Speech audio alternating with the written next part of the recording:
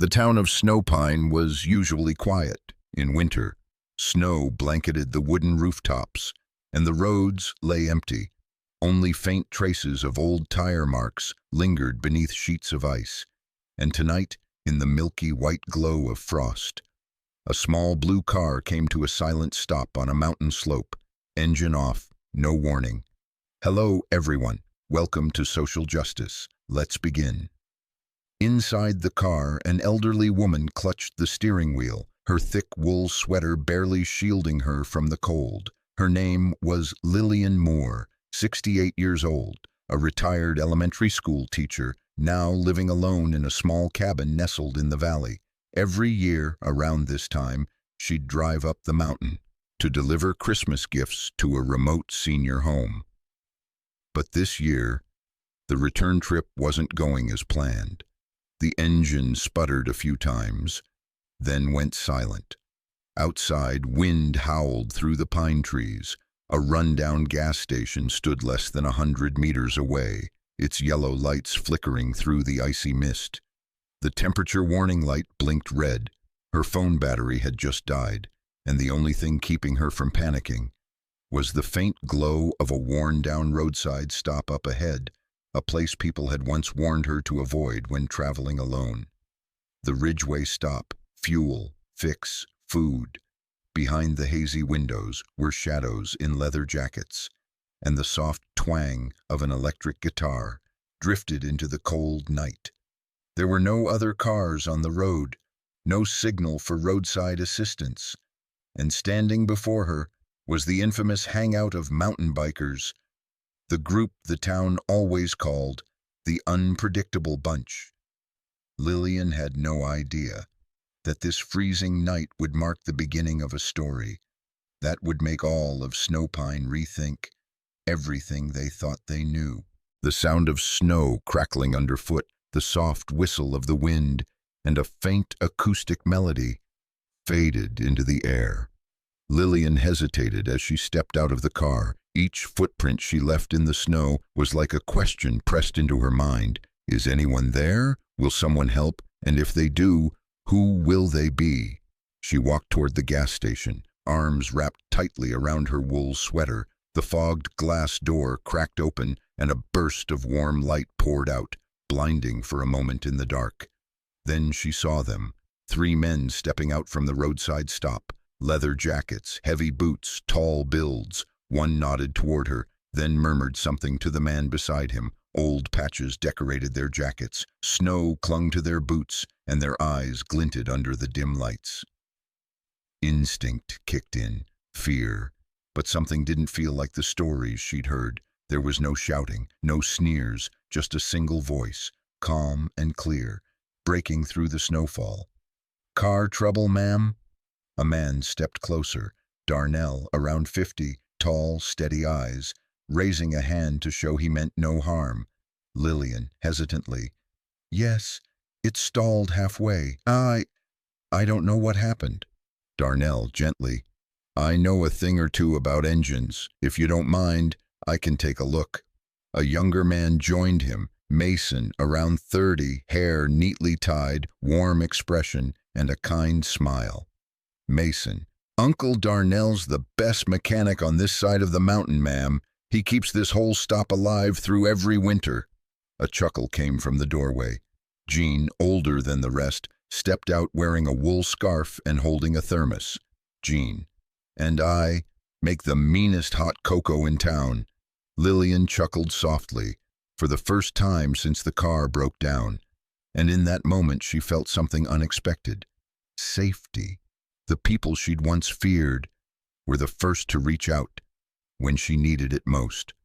The wind softened. A soft piano track warmed the background, like finding shelter. At last. Inside, Lillian sat on a wooden stool near the fireplace. Outside, the snow still fell gently. Inside, the amber light transformed the world. Cozy, simple, and oddly familiar. Mason worked quietly on the car. Jean busied himself by the fire. Darnell stood nearby, watching like a protective older brother, and Lillian was handed a steaming mug of cocoa, her hands wrapped around its warmth. No one asked personal questions. No one looked at her like an outsider. It all felt natural, like she'd known them for years. The wooden door creaked open. A woman entered, gray hair tied low, wrapped in a plain, fur-lined coat. She carried a wool scarf and a small bag, then sat next to Lillian, gently draping the scarf across her lap. "Teresa, that chair's always cold. Put this on before the snow soaks through. And you're sore all morning." Lillian, surprised, then smiling. "Thank you. I'm Lillian. More. Teresa. I'm Teresa. I cook for the stop during winters, and sometimes I help out with a little more." The two women shared a soft laugh. For a fleeting second, Lillian thought Teresa's eyes looked like someone she used to teach, maybe 30 years ago. Just a few minutes passed. Then the conversation shifted. Teresa let a name slip, casually, almost unintentionally. "Noah's doing better today. Had a fever last night, but he ate half a bowl of soup this morning." Lillian paused. That name, Noah, caught her attention. Lillian, gently, "Noah, is he your grandson?" Teresa, her eyes softening. "My grandson, 12 years old, but he's been through more than most people do in a lifetime." Teresa began to tell the story about a boy with soft curls and wide, curious eyes, about the long months in hospitals, IV drips, test results that stole everyone's breath, and most recently, a glimmer of hope, a new treatment promising, but not covered by insurance. It would cost $27,000, and time was not on their side. Lillian sat quietly, blinking slowly. The cocoa in her hands was still hot, but her heart had turned cold. No one had asked her for help. No one had begged. It was just a story, told plainly by a woman used to being strong for others. Darnell looked over and caught Lillian's gaze. He didn't say a word, just gave her a simple nod, like he already knew. She'd heard everything, and in that moment, Lillian knew. She couldn't walk away as a stranger, not after they'd fixed her car, not after learning about Noah. The clock ticked softly. The fire popped in the hearth. A gentle piano tune filled the room with quiet reflection. Outside, the snow continued to fall all night, but by morning, the sky had cleared, and as sunlight streamed through the cabin window, casting warm rays across an oak wood table, Lillian Moore was ready. She sat in her modest kitchen, draped in a shawl, teacup in hand. In front of her lay a worn notebook, an ink pen, and eyes that were no longer anxious but decisive. The entire drive home, one thought kept running through her mind. Noah, a 12-year-old boy battling cancer, a family unable to afford a treatment simply because it wasn't approved, and a group of people once labeled outcasts who had helped her without hesitation. If kindness could begin at a forgotten mountain stop, then surely the town of Snowpine could do more than just watch. Lillian stepped into the small church at the heart of town. Sunlight poured gently over the wooden pews. In the back office, Pastor Jim, gray hair, deep voice, was reading. He looked up, surprised. Jim, smiling. "Lillian, weren't you up the mountain last night? Everything all right?" Lillian, calm but firm. "My car broke down in the snow, and I was helped by the very people we're taught to avoid. They helped me without asking why, and now I believe it's time we help them back." Pastor Jim listened, first with surprise, then with hesitation. The old biker stop had long been dismissed by the churchgoers of Snowpine, but Lillian's eyes didn't allow him to object. Lillian, placing her hand on the table, "They didn't ask for help, but I heard the story of Noah. I want to organize a fundraiser in 2 weeks, in time for him to receive the treatment." Jim, cautiously, "Lillian, do you realize what you're asking? The people here won't easily support a child associated with a biker bar."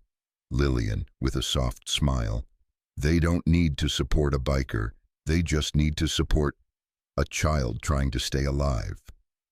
Lillian left the church into crisp blue skies. She began making calls, knocking on doors, asking for auction items, inviting bakers, talking to the print shop, the grocery store. Not everyone agreed, but she was persistent, the same way she once was, with lazy school kids years ago.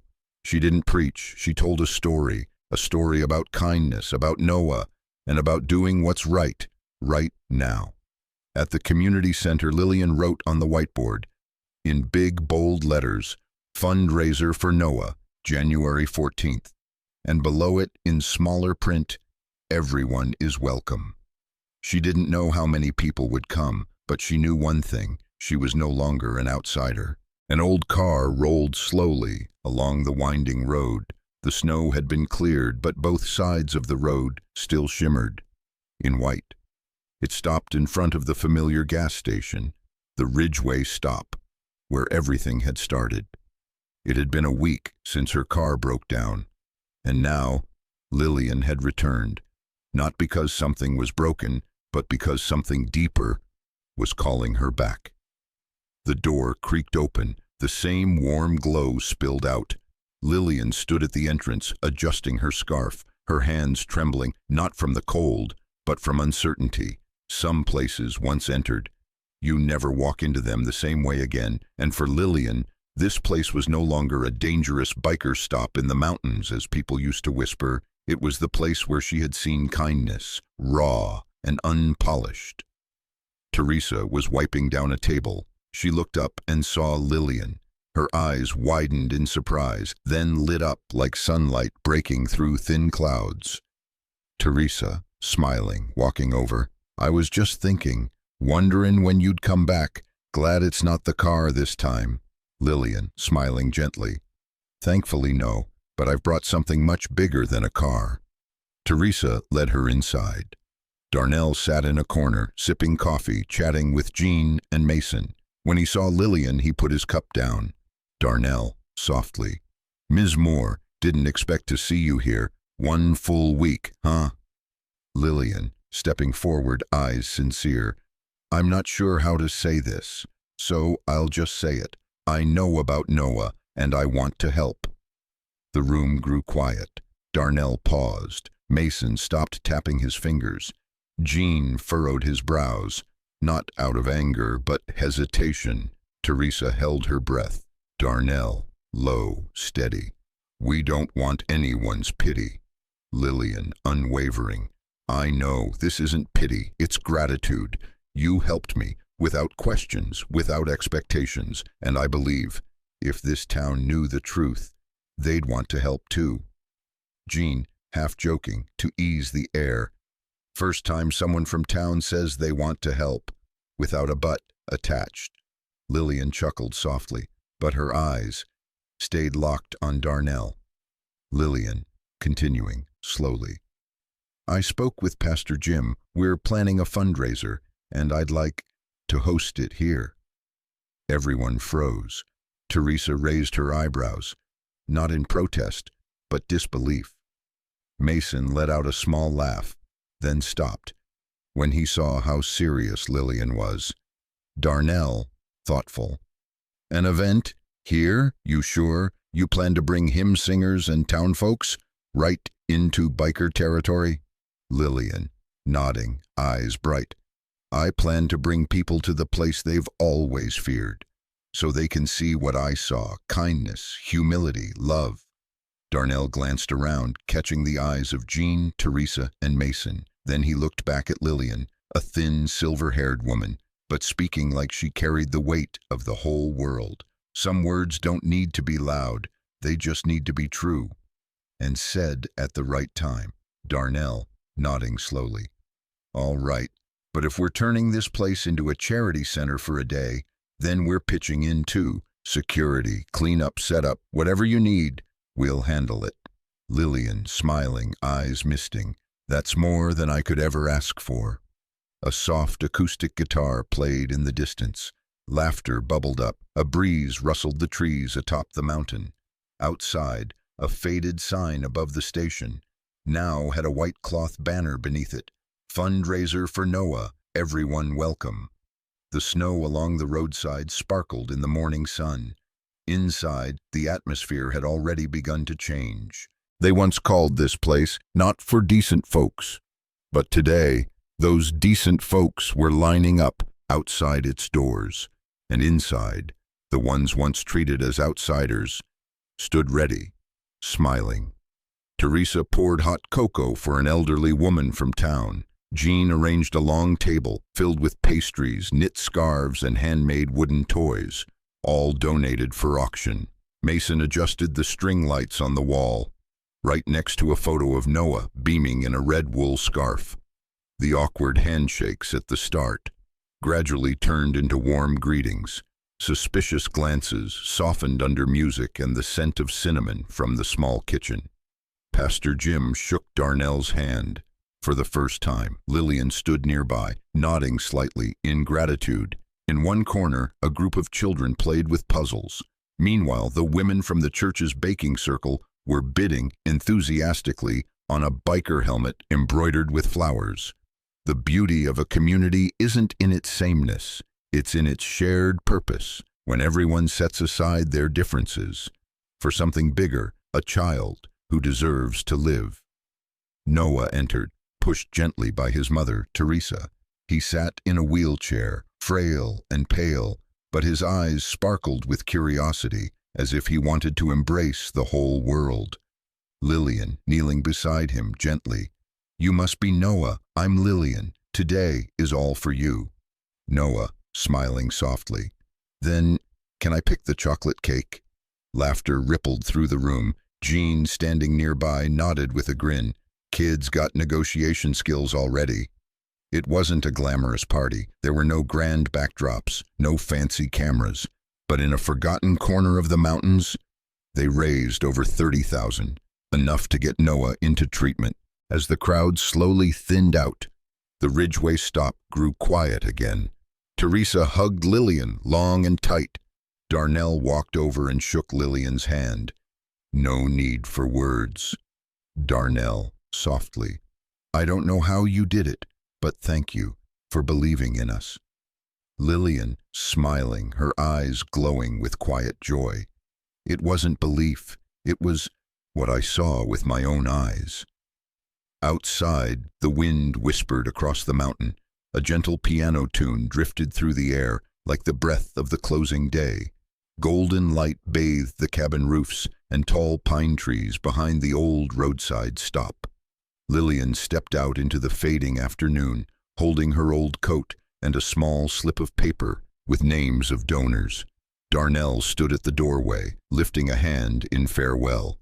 Teresa and Noah waved from afar. The boy was still smiling, a real smile, not one forced by pain.